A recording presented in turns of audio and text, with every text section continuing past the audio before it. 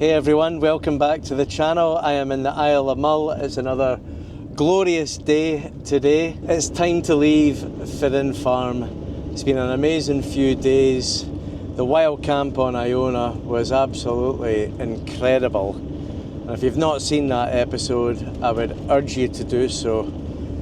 Iona was a very special little island which holds a real huge significance in Scotland's history. It's quite incredible. I'm setting off now and I'm not going too far today actually, because I really want to go and check out a place called Uisken Beach. So let's go on a wee adventure.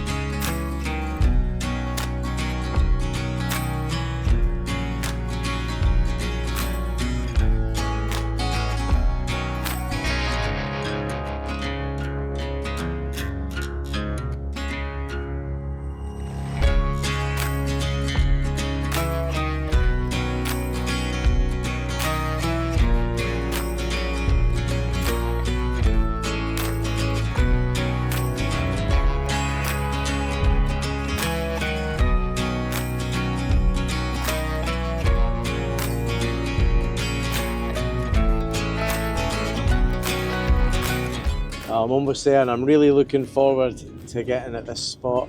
This park up is just an honesty box at one of the cottages, I believe. They charge £5 for the night and you can park on the grass overlooking Uisken Beach. And it looks absolutely stunning from the pictures, so I'm quite excited about it. There's Highland coos. Oh, there's Highland coos in the fields here as well. Who doesn't love a Highland coo?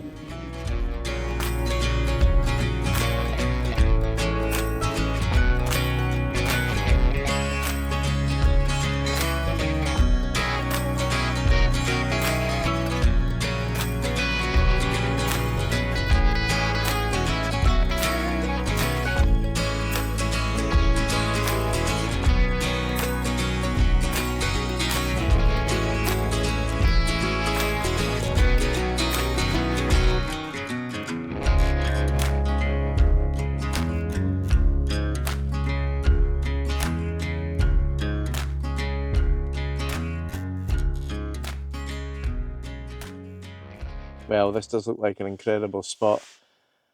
I couldn't see or find the honesty box, but I've just spoken to someone here that's been here for years. He's pointed out the house where it is, so I'll stick a fiver in the box on the way out tomorrow morning.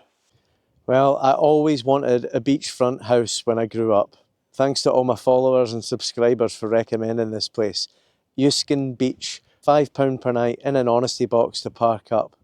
Absolutely fantastic. I've got this lovely park up, but I'm getting hungry now. I went to a local shop and picked up some rosemary and garlic lamb steak legs, and I'm going to make myself a little sort of kebab type thing, and that should do me for the night.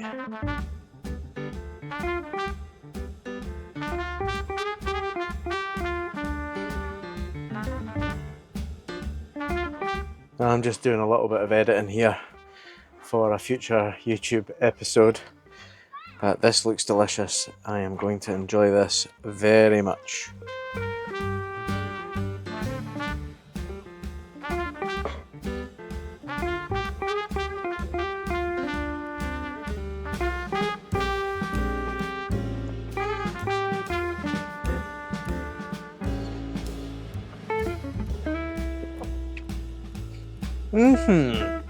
That is a tasty wrap.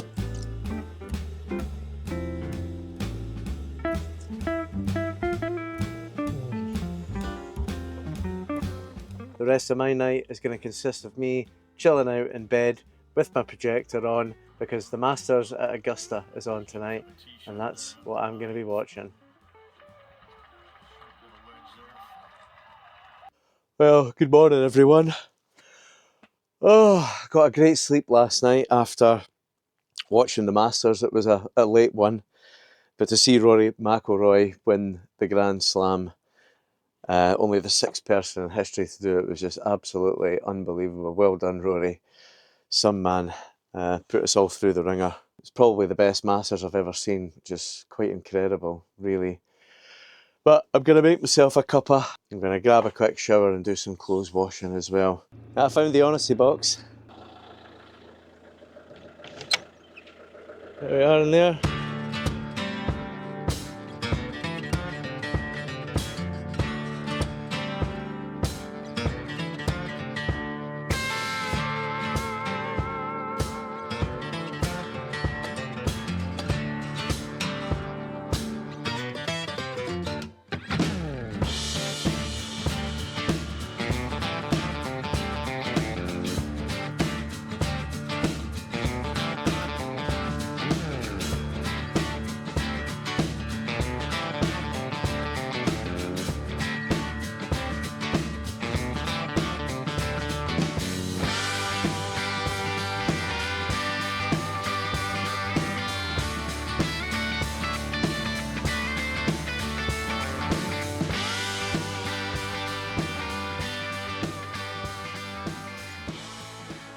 One of the really handy things that they have down here at the harbour in Mull is the harbour building itself. And inside there's toilets, there's showers, and there's self-service laundry as well. So these type of places are invaluable for a van lifer like me. Now, it would be rude to go to Tobermory and not taking a tour of the distillery. I did book it on a whim, so unfortunately didn't have permission to film and bring you along with me. I'd highly recommend it if you're ever in Tobermory. But what I have decided to do for my final day on the Isle of Mull is take you on an incredible adventure as I hike along the stunning coastline of Burg to a beach that holds an ancient secret. A truly ancient secret. A 60-million-year-old secret. I am taking you on quite the adventure because we're going on a hike. It's about 18 kilometres there and back. What's that, 12 miles in old money? But we are going for a hike right along the coastline and the cliffs of Burg to see a 12-metre tall, 60-million-year-old fossilised tree. Now, the walk itself is quite challenging. There is exposure in certain sections, so a good head for heights is required, particularly when you get to the section where there's an old rickety vertical ladder down the cliff face to get to the beach. You also have to time it with the tides, because the tides must be out when you reach that point. So I've just set off and I cannot wait to see those towering cliffs above me, and of course the fossilised tree, all the old magma or basalt that cooled around it all those years ago. Let's go on a wee adventure.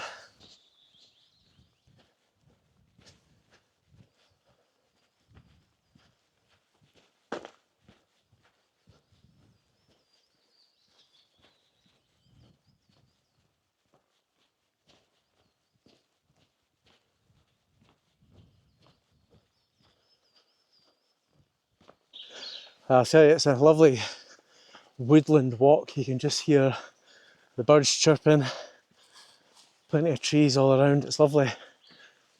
Huge loch to the left hand side. It's glorious.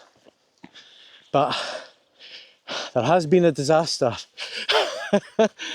My Insta360 X3 camera, which records in 360 degrees, I put it on my backpack mount so it can basically stay above my head and record. I don't need to think about it. It's totally hands-free. Do all the editing later. It's really handy for things like this, you know, to film like a time lapse whilst I'm hiking and things like that. And it gives a sort of aerial view. I mean, it is kind of skewed because it's in 360 degrees, but it serves a purpose. I'm not going to have a drone following me for 7 hours, you know. But it somehow came off my backpack mount, and one of the lenses, it just fell to the floor and went onto the rocks, and one of the lenses is chipped and scratched. So that's it really. There's nothing you can do about that now. I'm going to have to get myself another one. And I was only using it to practice before I got to the ladder stage. I was going to put it on for that. I'm not going to be able to anymore. I could try it with one lens, but I don't know how it will work. But yeah, so I've lost the camera. It's had a good life. It's been on plenty of adventures with me, but rest in peace. You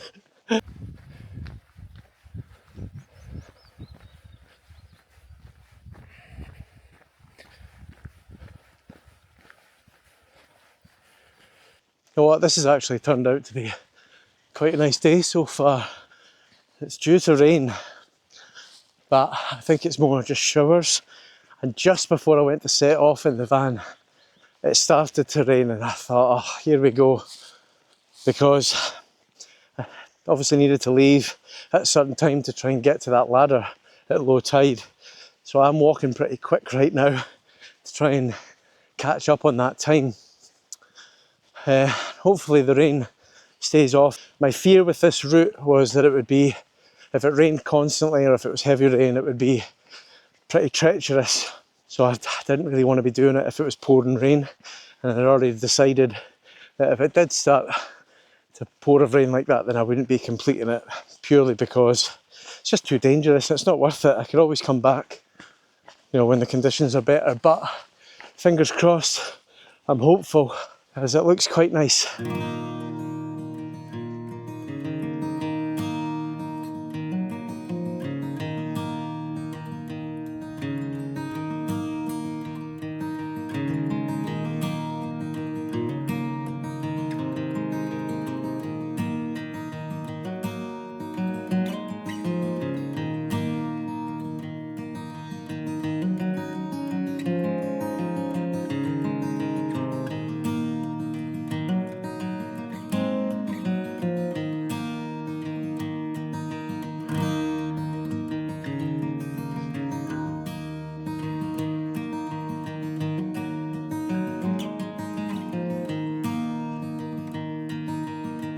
Tell you what though, it's a lovely path to walk so far.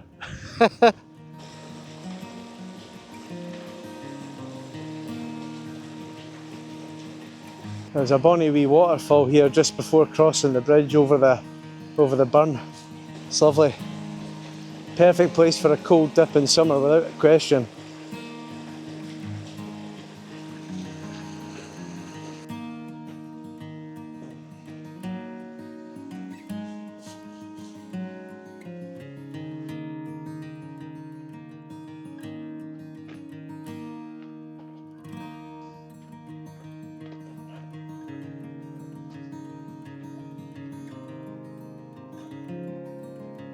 Now when you get to this fork in the trail, you turn left and walk through the woodland towards the Burg estate.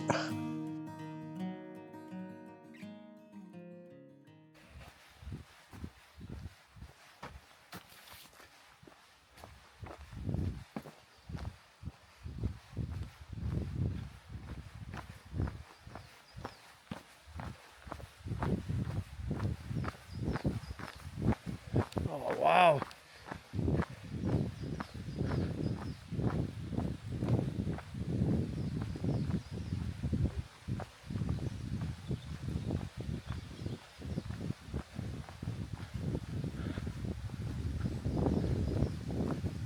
There's a little waterfall in there.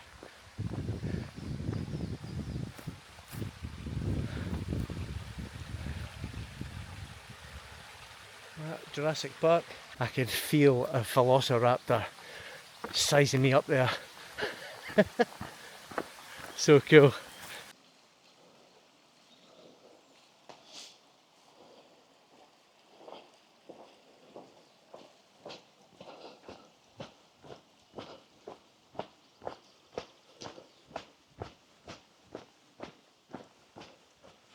So that's us officially in Burg, which is owned by the National Trust of Scotland now, has done so since 1932. We've got about 2.5 miles, or 4.2 kilometres in new money to get to the fossil tree still. So a fair trek yet.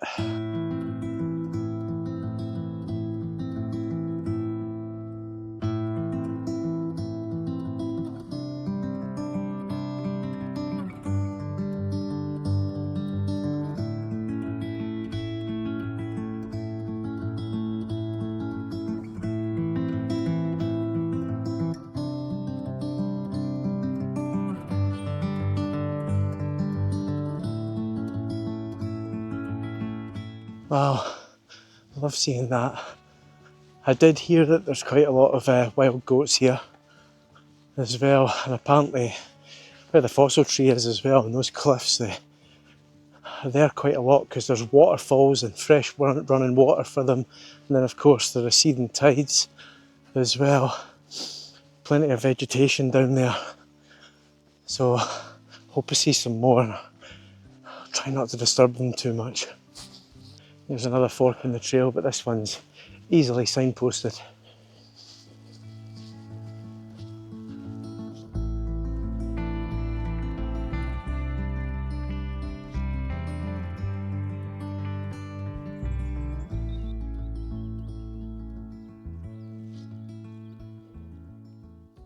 Right now, we're just coming up to this very famous bothy, and I need to tell you about this place.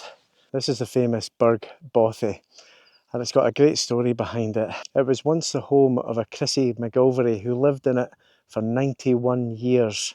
For those on this hike to go and see the fossil tree, it was customary to stop in and say hello. She would make you cups of tea and share a tale of two. And I just absolutely love that type of thing. And for me, it just typifies the hospitality and the friendliness that you receive whenever you're in the Isle of Mull. It's a very welcoming place, and her hospitality certainly lives on today in my experience.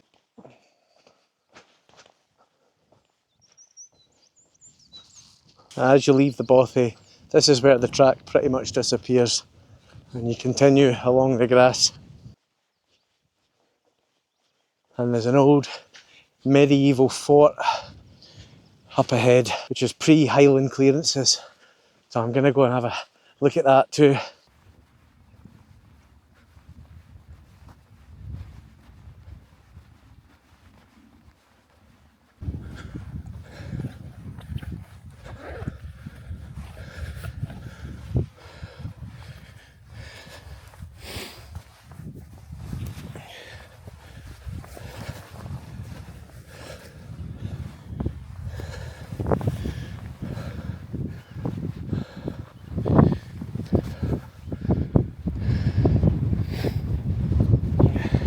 Now, this old Iron Age defence comes from a time long before the Highland clearances.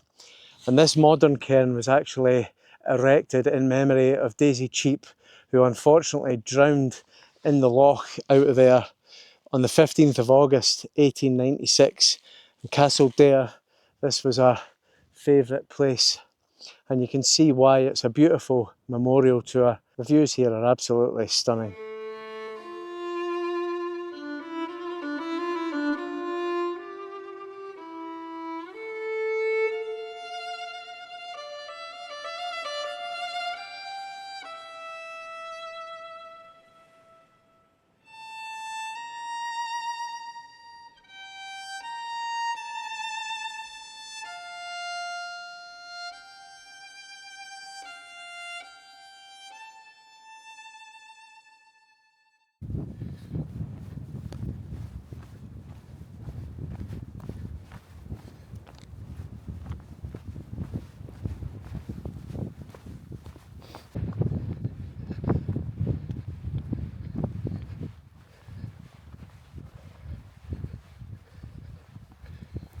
Okay, so the terrain's getting a little bit more challenging now, certainly. The cliffs around about me are getting pretty dramatic.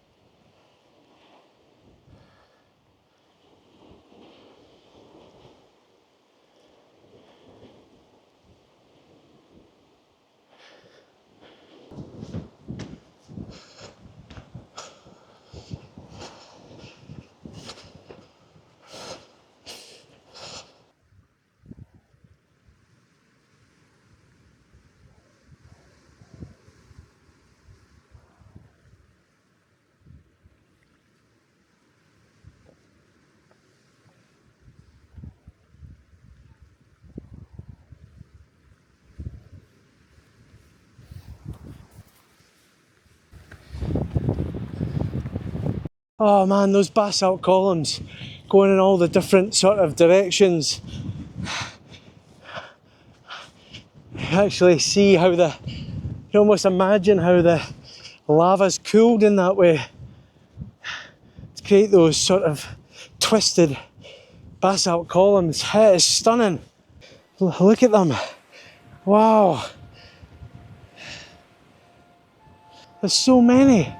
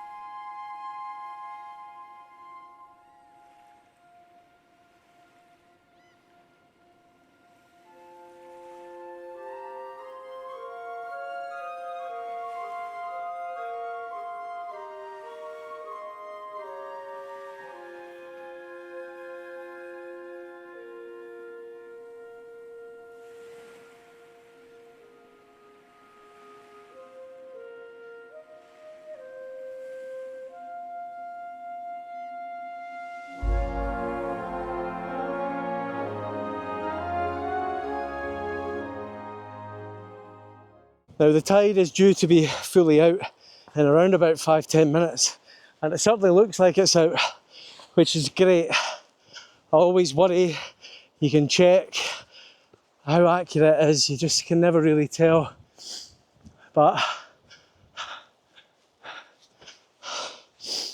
it looks like I'm going to get to the ladder pretty much as planned.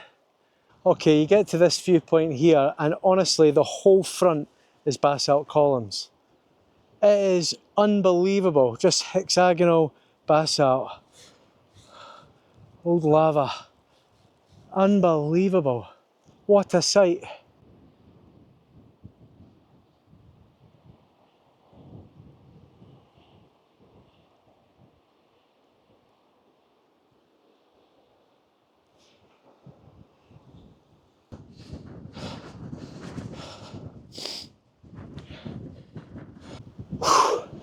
Right, so here we are at this ladder section. It is steep.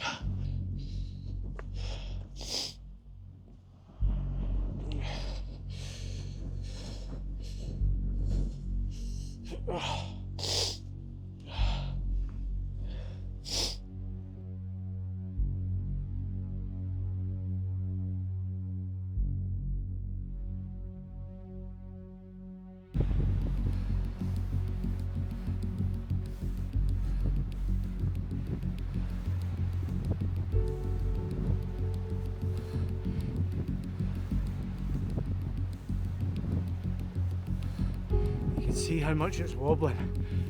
It's pretty shaky.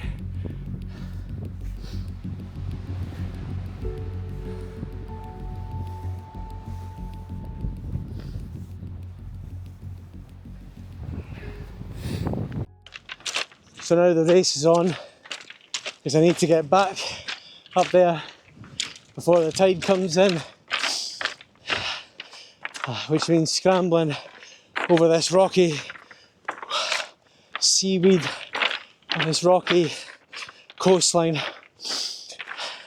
to get to the fossilised tree. I should have plenty of time, but I'm not taking any risks. I'm going through this section as quickly as I can. Oh wow, there's two beautiful waterfalls here. Oh, if there was plenty of rain before coming here, these would look incredible.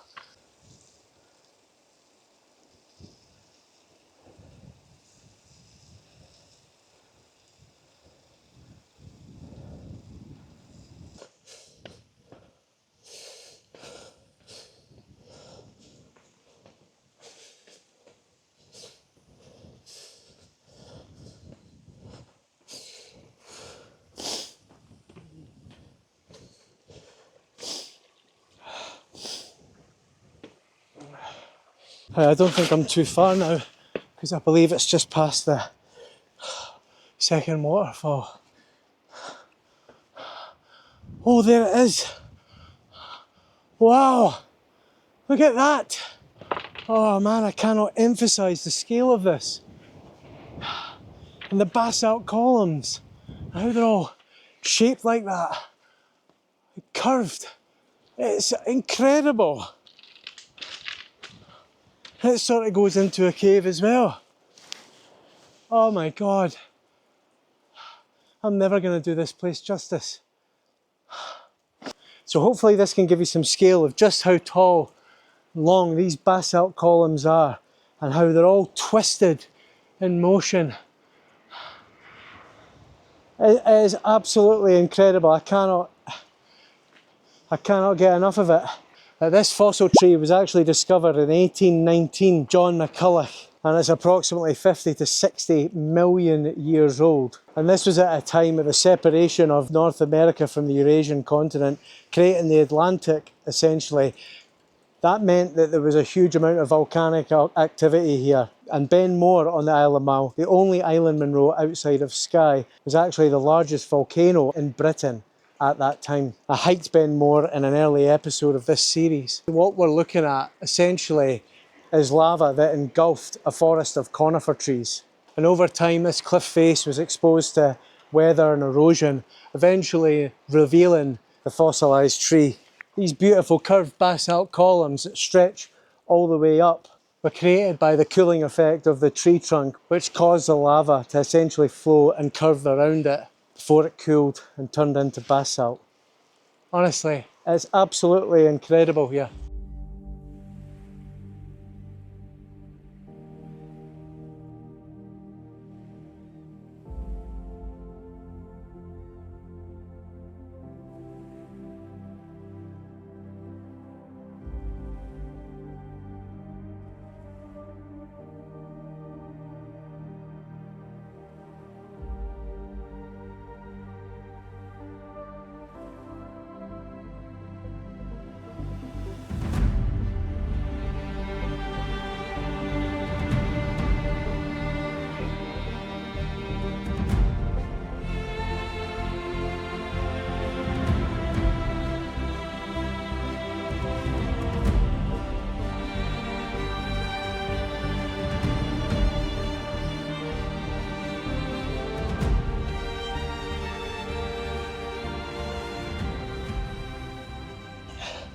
But honestly, what a sight that is.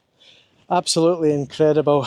I have stayed here for a little while now, but I don't want to take too long and have to be running over this terrain to escape the incoming tide before I get back to that ladder. So I'm going to just take a nice gentle walk along the front, and I'll get some food once I get up that ladder again. What a beautiful, beautiful place this is, and well worth the effort and the hike to get here. As long as you're fairly sure-footed, don't mind heights, walking along the edge of the cliff, and obviously taking on that vertical ladder as well. It's not for everyone, I appreciate that, but if you are capable and confident, I can't recommend it enough.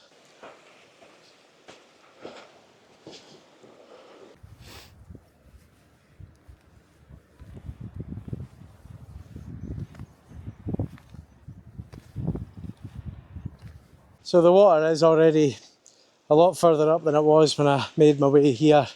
And you just need to be careful when you do these things, because it's not the ocean here that I'm walking across now I need to worry about. It's further along back towards that ladder.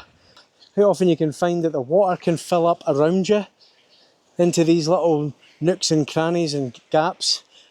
I've experienced it before fishing off the rocks. Constantly having a check behind you, and just forgot to do it for 20 minutes one day, and the next thing I knew I was surrounded basically by water on these rocks that I was on and nowhere to go. I had to basically dive in, almost chest deep, which isn't ideal. So this is why you need to be careful when you're doing things that are tidal, and make sure you've got your timing right, and just looking out for things when you're walking along the first time. Is the water possibly going to fill in around me here, and first, and things like that. But I've timed it well today. It seems I'm quite comfortable with this, and it's not very choppy or anything anyway. There's not a lot of wind, so there's not a huge amount of movement, which is always good. There's a little anemone. Another one there. It's interesting ground here, lovely little rock pools, plenty of rock pool sea life, if you like. Who doesn't love a wee rock pool?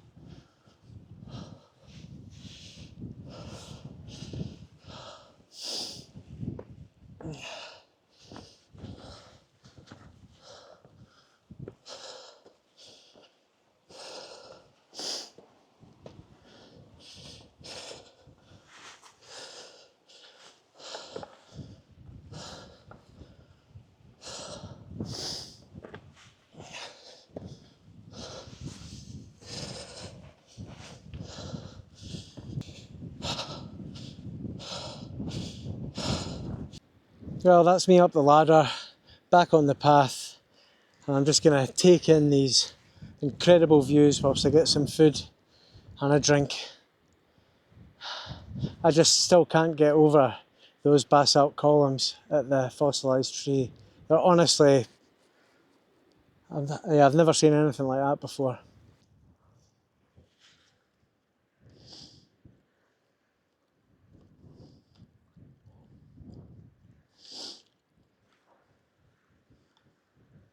I am seeing an eagle, in fact 2 floating around. I'll see if I can get them, but they're quite far away.